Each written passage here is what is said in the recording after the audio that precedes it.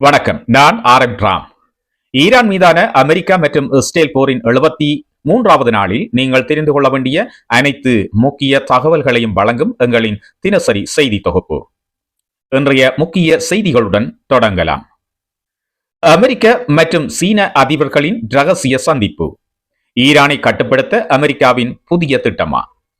இஸ்ரேலின் iron Tom தற்போது அமீரகத்தில்.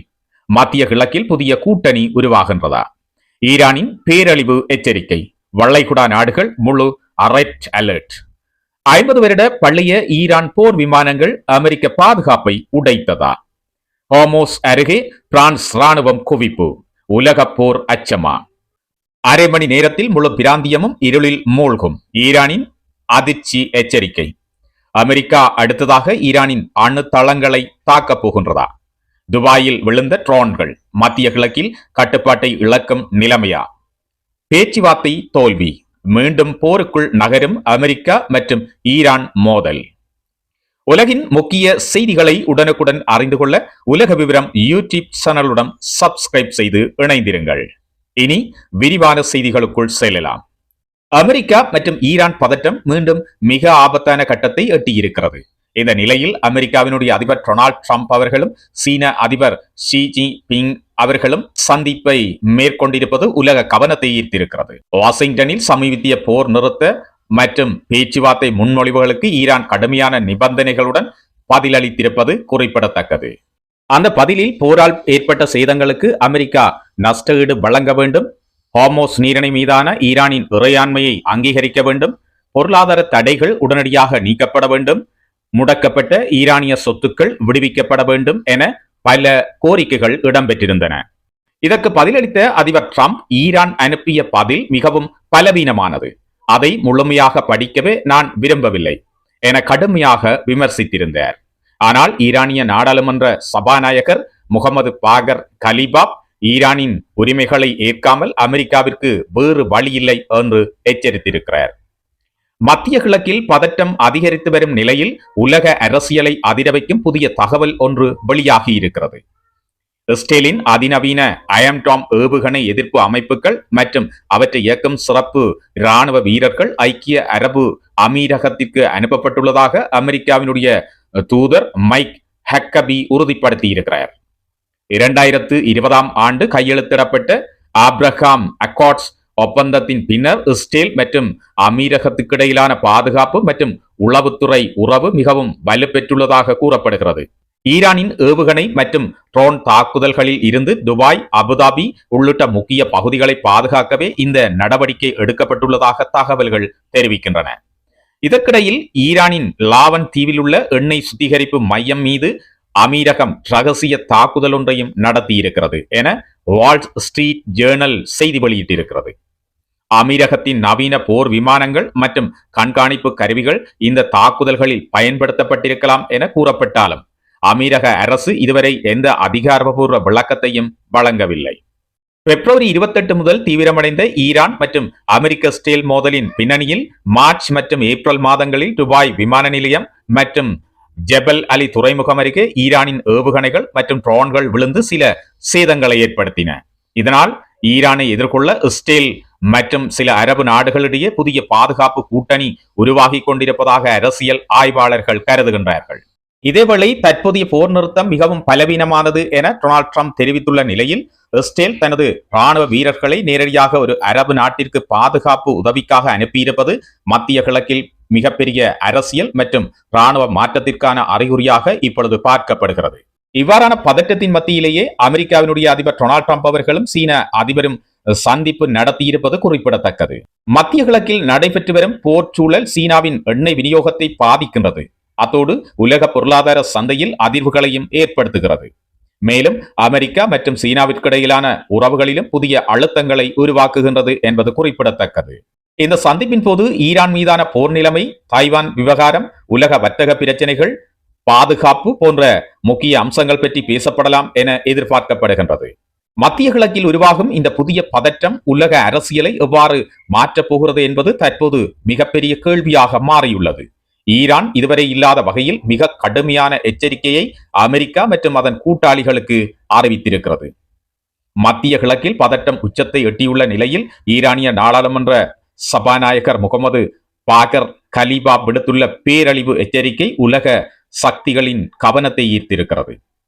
தவறான கணக்கீடு மிகப்பெரிய ஆச்சரியத்தை உருவாக்கும் என்ற அவரது கருத்து ஈரானின் மேம்படுத்தப்பட்ட ஏவுகணை மற்றும் ட்ரோன் திறன்களை நேரடியாக சுட்டிக்காட்டுவதாக பாதுகாப்பு ஆய்வாளர்கள் கருதுகின்றனர்.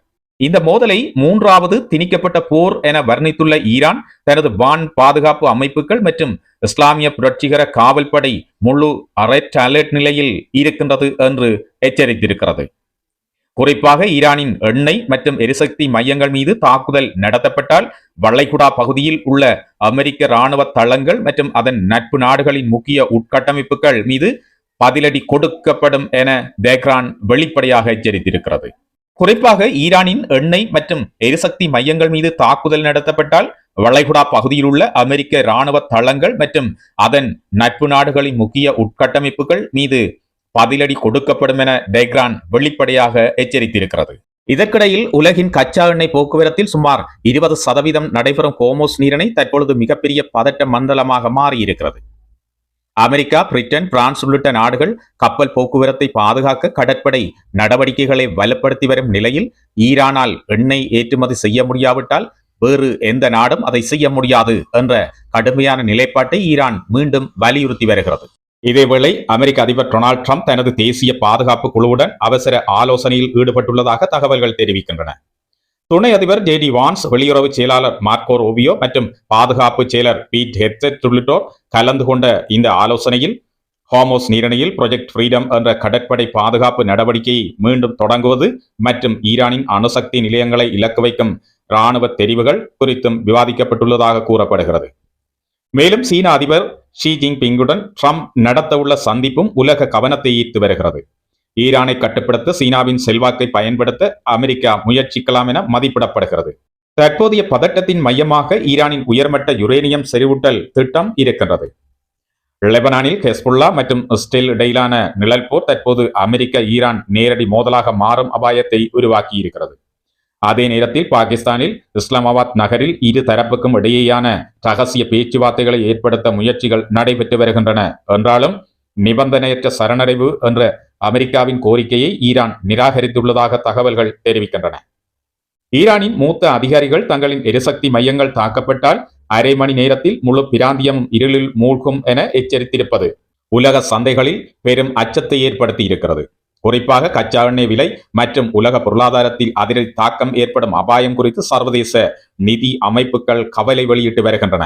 தற்போது உலகத்தில் இருக்கின்ற மிகப்பெரிய கேள்வி ஒன்றே, அமெரிக்கா அடுத்த கட்டமாக ஈரானின் அணுசக்தி நிலையங்களை இலக்கு வைக்கும் தீவிர நடவடிக்கைக்கு செல்லுமா அல்லது பொருளாதார மற்றும் கடற்படை அழுத்தங்களை அதிகரித்து ஈரானை தனிமைப்படுத்த முயற்சிக்குமா என்பதே ஆகும். அமெரிக்கா புதிய இராணுவ நடவடிக்கைகள், ஈரானின் யுரேனிய திட்டம் மற்றும் கடற்படை பாதுகாப்பு போன்ற விஷயங்களை ஆய்வு செய்து வருவதாக கூறப்படுகிறது. பேச்சுவார்த்தைகள் முடங்கிய நிலையில் இராணுவ நடவடிக்கைகள் மீண்டும் முன்னிலைக்கு வருவது உலகளாவிய அச்சத்தை அதிகரித்து வருகிறது. 50 வருட பழமையான ஈரானினுடைய போர் விமானங்கள் அமெரிக்க பாதுகாப்பை உடைத்ததா? பாரசீக வளைகுடா பதற்றத்தில் தற்போது உலகை அதிர்ச்சியடைய செய்யும் புதிய தகவல்கள் வெளியாகி வருகின்றன. ஈரானின் 50 ஆண்டுகள் பழமையான F-4 ஃபேண்டம் மற்றும் F-5 டைகர் போர் விமானங்கள் அமெரிக்க ஆதரவு பாதுகாப்பு வளையங்களை ஊடுருவி தாக்குதல் நடத்தி பத்திரமாக திரும்பியதாக தகவல்கள் வெளியாகி இருக்கின்றன. இந்த விமானங்கள் வியட்நாம் போர்க்காலத்தைச் சேர்ந்தவை, நவீன ஸ்டெல்த் தொழில்நுட்பம் இல்லாத காலாவதியானவை என்று பலரும் கருதியவையாகும். ஆனால் அண்மைய தகவல்களின்படி ஏப்ரல் மாதத்தில் ஒரு ஈரானிய F-5E விமானம் குவைத்தில் உள்ள கேம்ப் பவுரிங் இராணுவ தளத்தை தாக்கியதாக கூறப்படுகிறது. அதனைத் தொடர்ந்து மே மாதத்தில் ஒரு F-4 ஃபேண்டம் விமானம் சவுதி அரேபிய வான்வெளிக்குள் நுழைந்து தாக்குதல் நடத்தியதாக தகவல்கள் வெளியாகி இருக்கின்றன. அமெரிக்காவுடைய F-16 போர் விமானங்கள் இடைமறிக்க முயன்ற போதும் ஈரானிய விமானம் சுட்டு வீழ்த்தப்படாமல் திரும்பியதாக கூறப்படுகிறது. இது எப்படி சாத்தியமானது? பிராந்திய ரேடார் அமைப்புகள் சேதமடைந்திருக்கலாம், குறைந்த உயரத்தில் பறந்திருக்கலாம், அல்லது ஈரான் தனது பழைய விமானங்களில் புதிய எலக்ட்ரானிக் வெல்ஃபேர் தொழில்நுட்பத்தை பொருத்தி இருக்கலாம் என்பதாகும். இந்த தகவல்கள் உண்மையென்றால் அமெரிக்கா மற்றும் அதன் கூட்டாளிகளின் வான் பாதுகாப்பு அமைப்புகளில் பெரிய பலவீனம் இருப்பதை இது காட்டக்கூடும். அமெரிக்க ஈரான் மோதலில் பிரான்ஸ் இறங்குகிறதா? அமெரிக்கா மற்றும் ஈரான் பதட்டம் அதிகரித்து வரும் நிலையில் தற்போது பிரான்சின் புதிய ராணுவ நகர்வுகள் உலக கவனத்தை ஈர்த்துள்ளன. ஹார்மோஸ் நீரிணை அருகே பாதுகாப்பு நடவடிக்கைகளில் பிரான்ஸ் தீவிரமாக ஈடுபட தொடங்கியிருக்கிறது. பிரான்ஸ் தனது டைகர் தாக்குதல் ஹெலிகாப்டர்களை வளைகுடா பகுதியில் நிலைநிறுத்தியிருக்கிறது. ரஃபேல் போர் விமானங்களும் பாதுகாப்பில் ஈடுபடுத்தப்பட்டுள்ளன. ஈரானில் தயாரிக்கப்பட்ட அசகட் ட்ரோன்களை சுட்டு வீழ்த்தியதாகவும் தகவல்கள் வெளியாகி இருக்கின்றன.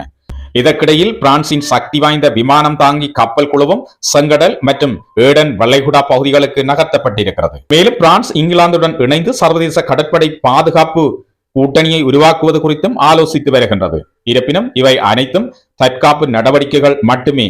ஈரானுக்கு எதிராக நேரடி போர் நடத்தும் திட்டம் இல்லை என்று பிரான்ஸ் அதிபர் இமானுவேல் மேக்ரான் தெரிவித்திருக்கிறார். ஹார்மோஸ் நீரிணையில் அதிகரித்து வரும் சர்வதேச இராணுவ இருப்பு ஒரு சிறிய தவறான சம்பவம் கூட மிகப்பெரிய பிராந்திய போருக்கு தள்ளக்கூடும் என்பது ஆய்வாளர்களின் எச்சரிக்கையாகும். இவை எமது உலக விவர செய்திகள். இதுவரை கணனி, தொலைபேசி மற்றும் தொலைக்காட்சிகளில் எம்மோடு இணைந்திருந்த அனைவருக்கும் மனமார்ந்த நன்றிகள். நாளை இதே நேரம் உங்களை சந்திக்கின்றேன். வணக்கம்.